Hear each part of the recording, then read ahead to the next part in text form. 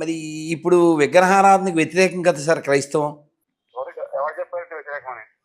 అదేంటి సార్? 10 ఆజ్ఞల్లో ఉంది కదా సార్. ఏమని?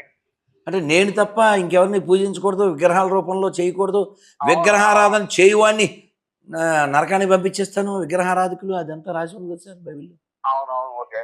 ద్వితీయోపదేశ కాండంలో, లేవియ కాండంలో ఉంది కదా సార్. ఉంది ఉంది. విగ్రహారాధన చేసేవారి ఊళ్ళు నాశనం చేసేస్తాను, వారి మీద తెగుళ్ళు పంపిస్తాను, వారి పిల్లల మాంసం వారి చేత తినిపించేదను, ఇలాంటివన్నీ ఉన్నాయి కదా సార్. ఉన్నాయండి. ఇప్పుడు విగ్రహారాధన చేయొచ్చా చేయకూడదా? విగ్రహాలు చేయకూడదు. మరి ఎందుకు చేయకూడదు? ఎందుకు చేయకూడదు అంటే దానికి రీజన్ ఏమవుతుంది? నేను పాపం చేస్తాను, నేను చేస్తాను అంటే కాదు సార్, విగ్రహారాధన చేయడం కాదండి. ఇప్పుడు నేను చెప్పేది సార్ సార్ చెప్పండి. ఇప్పుడు నేను పాపం చేస్తాను అని అన్నాను నేను, నువ్వు మీరేమంటారు? మాకు తప్పు అని అంటారు.